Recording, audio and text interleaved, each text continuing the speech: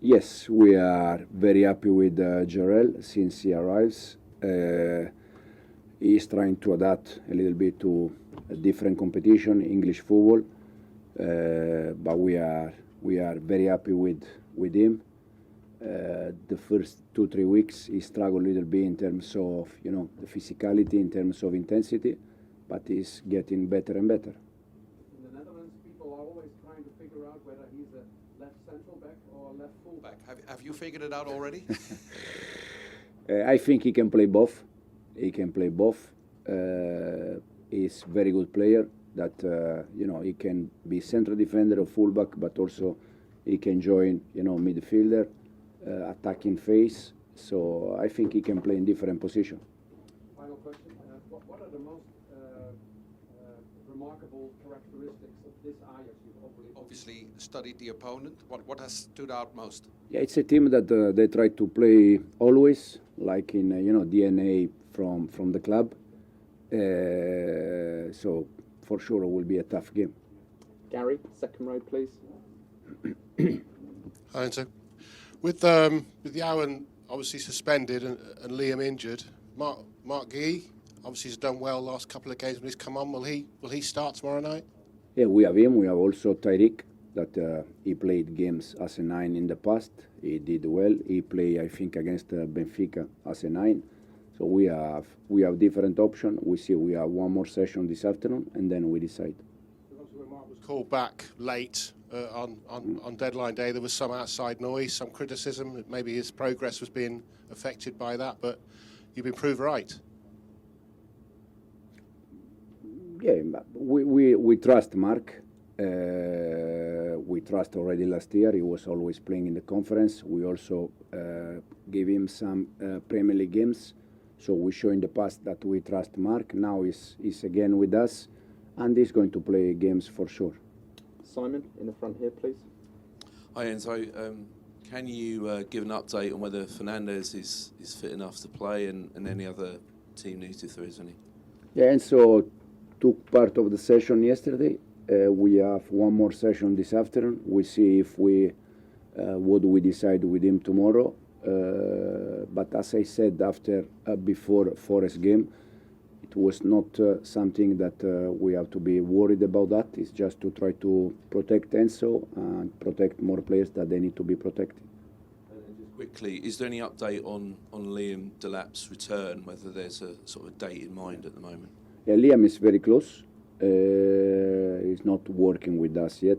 He's still out. But hopefully he can start in the next days, take part of the session with us. Davide? Ciao, Enzo. Sorry for the voice, first of all. You've been dealing with injuries basically since the season started. How is it difficult to find the right balance with the team when you don't know which player is available or not, both from your side and from the player side? Yeah, it's very difficult, especially because many of the injury we had has been the day before the game or 2 days before the game when we had already an idea about the game. But it's something that we are trying to adapt and try to learn. For the players also it's complicated because sometimes you plan for some players, okay, you're gonna play in 1 week and then suddenly you need that players because the one that you were thinking to start get injury. So it's something that we are trying to do our best since we start. Matt, second row, over here, please. Hi, Enzo. You got João Pedro suspended tomorrow night, and then at the weekend you got Malo Gusto suspended. Have you got a discipline problem in the team at the moment? Because every game there's somebody suspended. For sure, it's something that we can do better. I think some of the red card we could avoid that. For instance, the last one, I think the Malo one is completely avoidable because it's 0-3, the game is finished. But as I said after Nottingham game, also the other part, the other side, that they don't want to concede, they want to continue to be aggressive. For sure, when you concede 5-6 red card, I don't know exactly how many, for sure there is something that you have to improve. And it's something that for sure we are going to improve. Do you think it's a consequence of having a young squad with some naivety and do you have to make the punishments harder to try and stop it? Personally, I'm not that kind of manager to punish players. I don't think, in my view, I don't think is the right way to do things. I prefer to help them to understand, and then from there to do the right things. I think Joao Pedro red card against Benfica was last minutes of the game. Malo Gusto was last minutes of the game. So it depends. Depends. They are all different kind of red card. But again, it's something that if you consider 4 or 5, there is something that you have to do better. Jacob, second row. Hi. So, why do you not like, as a manager, to punish your players? Were you, during your career, were you punished as a player at any point by your managers? Did it leave you sort of feeling that this isn't the way that I want to do it when I become a coach?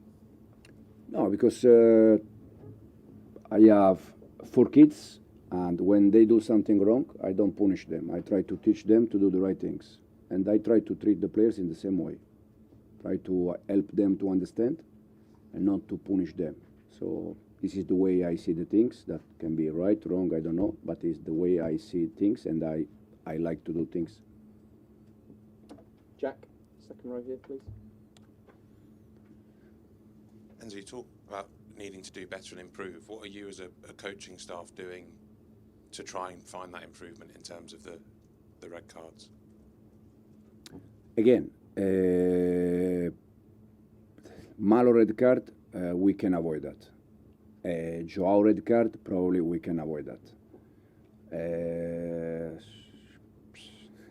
You can all avoid, but in the same time, you know, if you see Trevor red card against Brighton, you can say, okay, allow him to shoot, and then we see. Man United is exactly the same. It's a decision that you have to take in 1 second, in 2 seconds, so it's not easy for the players. Then there are things like the last one. I think that was a huge mistake, because the game is finished, it's 0-3. But again, they were, you know, shouting between them, don't concede clean sheet, this kind of things. So also show the desire that they don't want to concede, they want to continue to be intense, aggressive. So yeah, depends a little bit. It's around about a year since you spoke in Athens about wanting to see more in terms of leadership and captaincy from Reece James. I just wondered, a year on, how you think he's developed as a leader, if he has developed as a leader, and if he can still do more. Yeah, absolutely, yes. Yeah, it's much better compared to 1 year ago, but I hope that also I'm better than 1 year ago. I think, after 1 month, 2 months, we try all to be better. I think Reece improved a lot. We have more players that they are doing well in that sense. So we are very happy with Reece. Third row here, please. What do you expect to be the key element in this specific game against Ajax? As I said before, it's a club that in the past, in the present, they always try to play their kind of football, their football. So for sure will be a difficult game. They are also a team and a club that they won this competition in the past. So they want to prove everyone, the players, the manager, the club, that they're going to come here and try to do their best to beat us. And we're going to try to do exactly the same. Peter, third row, please. Hi, Enzo. Just going back to not punishing players or preferring to sort of help them, do you have, is there a fine system, or do you not believe in fining players with these kind of incidents? I think the players, they have a system between the change room, inside the change room, in terms of fine, and it's something that they manage. Did you get a fine for your sending off against Liverpool here? 8,000. It was public, no? Yeah. I just wondered if there was an internal one as well. Obviously. Internal one? Yeah, like the players. No. Nizar, in the front, please. Just wait for the microphone, Nizar, please. Hi, Enzo. I wanted to ask you about Josh Achimpong. He's playing more now. Do you think that he still needs to develop a bit more his game to become a starting regular all the time with you? Is there elements of his game that you're working on, and how do you see his development? No, we are very happy with Josh, but not now. We are very happy with Josh since last season. but like every player, there is room to improve, and especially when you are 18, 19, there are many things that you can do better. But Josh is, it's hard worker, it's humble, he wants to learn, and for sure he's going to be a better player in the future. Does it make you feel more confident about not signing a centre-back in the summer to play in that sort of central centre-back role, that you have Josh there as an extra one with all the other ones you have? But Josh has been always there. So it's not that now we feel better because Josh is there, and 3 months ago Josh was not there. Josh was there also 3 months ago, and we were very happy with Josh. Got time for 2 more. Kieran in the second row, please, and then we'll finish with Rob in the third row. Hi, Enzo. We're actually about to speak to Tosin. He's probably one of your leaders. I think he's actually the first player aged 28 or older that you've played this season, or since you came in, actually. Do you need guys like him in the changing room so that he can get on at the players, so that you're not constantly badgering him about discipline issues? Yeah, even if Tosin is still very young, probably compared to his teammates, no. But, in general, he's still 28, he's still young. He behaved like a leader since he arrived here. The good thing is that now we have more players like him in terms of leadership. And there are things, as we said before, in terms of fine that the players, they control inside the change room. And we are happy with that. And we'll finish with Rob. Third row, please. Hi, Enzo. What have you made of Chelsea in the Champions League this season? How do you think the players have handled the step up from the Conference League, and how have you found it as a manager? Yeah, it's nice competition because you play against, fantastic club. I think the first game, Bayern Munich away, we lost. We were not happy with the result, but I think the performance we tried to play for 95 minutes face-to-face against a club that in the last 6-7 years, they always reach, semi-final, final, quarter-final. So we knew that was a difficult game. Benfica, again, we try to prepare the game in our, to try to win the game in the best way.